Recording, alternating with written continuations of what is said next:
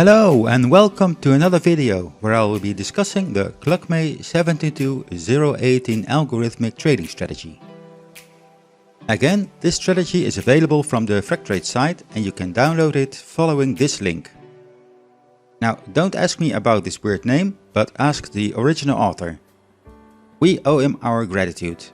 And to me, it's not important how it is called, but how it performs. And at first, I had some disappointing results when I was testing this algo strategy for cryptos.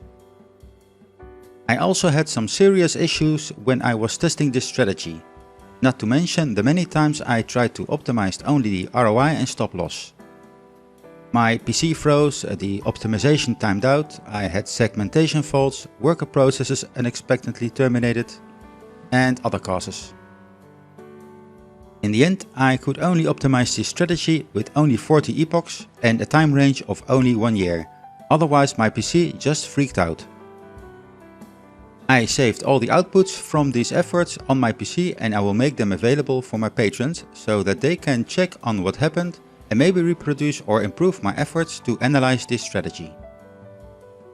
But after I finally got some optimization results and backtested the original best scoring time frame and time span, again, I really got some serious improvements on this strategy.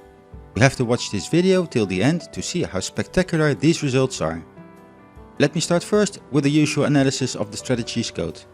As said, this code comes from the Freqtrades website and was originally made or collected by the Berlin guy in CA. So all credits of providing us with this strategy goes to him. Let us go over this strategy's code section by section and line by line. The first 4 import statements import standard Python libraries and the isStrategy interface from the Freqtrades strategy module. The isStrategy interface is used to define custom trading strategies that can be implemented by the Freqtrades bot. The next set of import statements import additional libraries and modules used by the script. The TALib abstract module provides a set of technical analysis functions, while the Freqtrades vendor QtPylab indicator module provides a collection of custom indicators for use in trading strategies. And finally, the NumPy library is also imported. Freqtrades strategy files always have the following elements present. It is dependent on the developer if and how much the strategy makes use of these settings. In this case, the strategy is designed to achieve a minimum ROI of 1% and the stop loss is set to -5%. This means that for each faulty trade where stop loss gets hit, there has to be at least 5 good trades based on ROI to get break even again. And finally, the strategy is designed to work with the 5-minute candlestick data. Now, one of the most interesting parts start. Here, the indicators are defined that will be used and will determine how buy and sell settings are defined. Let's go over them line by line. The method takes 2 arguments, a data frame of candlestick data and a metadata dictionary. The first line of the method adds the relative strength index technical indicator to the data frame using a time period of 5. And the next line creates a new data frame containing only the RSI data and renames the column to close. The third line of the method adds an exponential moving average technical indicator to the new data frame created in the previous step, using a time period of 5. This EMA is based on the RSI data. The fourth line adds the MACD technical indicator to the original data frame. The fifth line adds the average directional index technical indicator to the original data frame. And the sixth line calculates the Bollinger Bands technical indicator using the typical price of the candlestick data, with a window of 20 and a standard deviation of 2. The lower, middle and upper bands are added to the data frame. This seventh line adds another EMA to the data frame, this time with a time period of 50 and based on the closing price of the candlestick data. And finally, the complete method returns the updated data frame with all the added technical indicators. Then there is the buy signal function, and for some reason a lot of indicators were defined in the previous section, like RSI, MACD, ADX, are not actually used in the creating of buy and sell signals. The criteria for buying a crypto pair are when the closing price of the candlestick is less than the 100 period exponential moving average. And the closing price is less than 98.5% of the Bollinger lower bands. Also, the volume of the candlestick is less than 20 times the 30 period rolling average of the volume, shifted back one period. And this is a crude measure of trading volume being below average. Now this exit function is pretty simple. It tells the bot to exit the trade if the close price is higher than the Bollinger Band's middle band. So what I assume that this strategy does is that it uses a kind of oversold mechanism using the lower Bollinger Bands and a very low volume as a trigger for buying a position. With the EMA 100 as the baseline indicator that the pair is in the downward movement. Now funny enough, or is it just a coincidence? I told in my last video that a scalping strategy like the previously tested PIN HV45 strategy is, should have some sort of an indicator to determine the circumstances the strategy works best in. And this code does exactly what I mean. It first determines the major trend where it works well in, and then, when the best circumstances arise, the strategy does its work.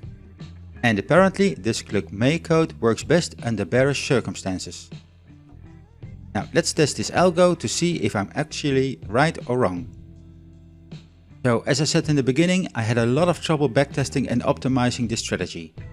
And at first I did not want to take all the effort to further investigate this one because the initial backtest results did not make me very enthusiastic. The best time frame was the 5-minute time frame. And it was only the best time frame because it suffered the least amount of losses. A best result with minus 22% loss is not something to be proud of. And exactly as predicted, the stop loss setting again proves to be the big spoiler here.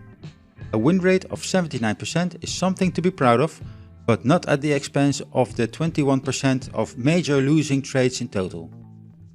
So something had to be done to find out if adjusting the ROI and stop loss settings could improve things. Now the code did not have any other buy or sell parameters to improve, so I just sticked with the ROI and stop loss.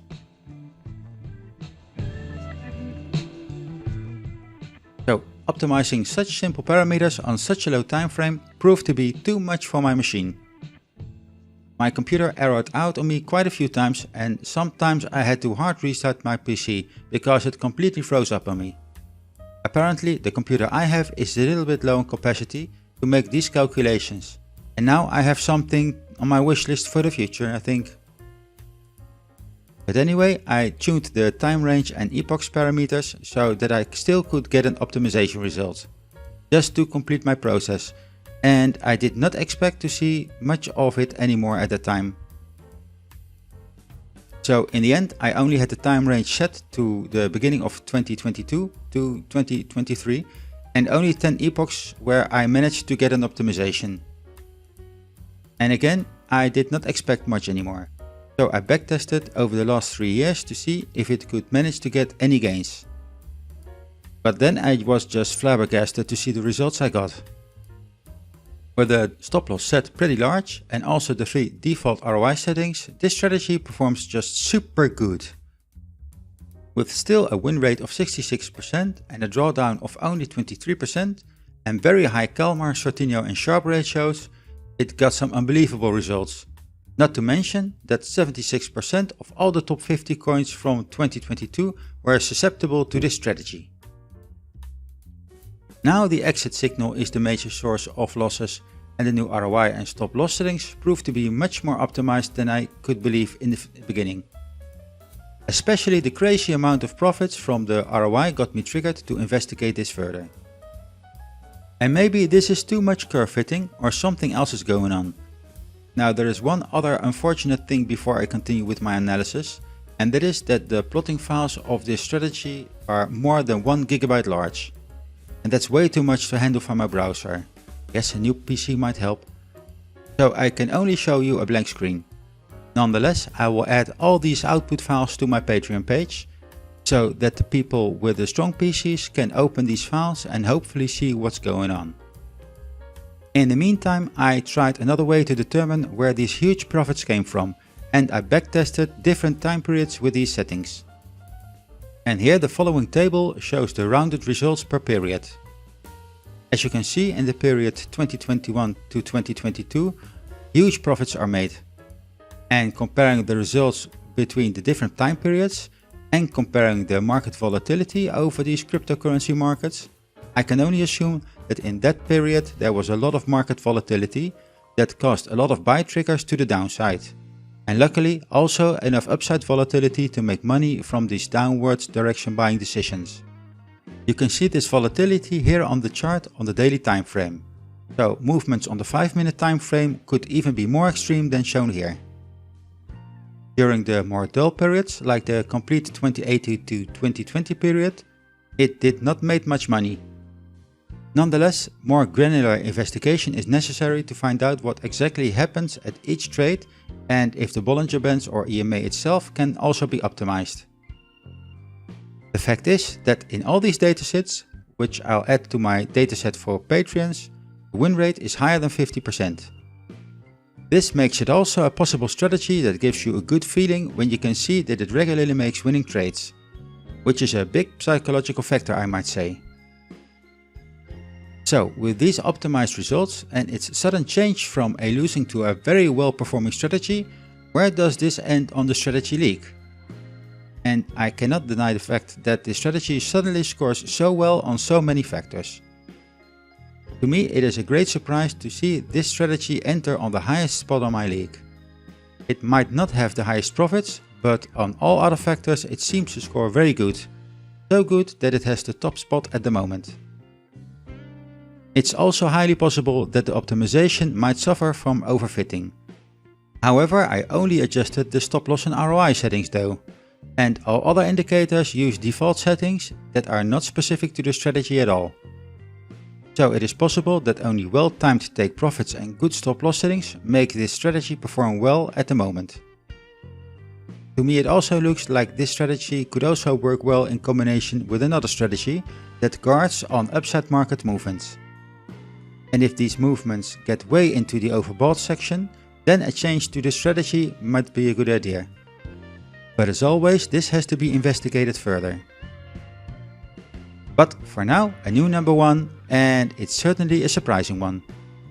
Again, you can check all my outputs since I will add them as a supplement to my blog post on my Patreon page. And I'm curious if somebody will take the time to make further attempts to analyze this system and add these results to the comments section of the video. You get the same spectacular results or totally different ones, and is it a total failure in your situation? I'm very curious and I'd like to see some confirmation of my investigation here. But for now I think I'm ready with the test of this system and await your responses. I'd like to thank you for watching and I will see you in my next video. Goodbye!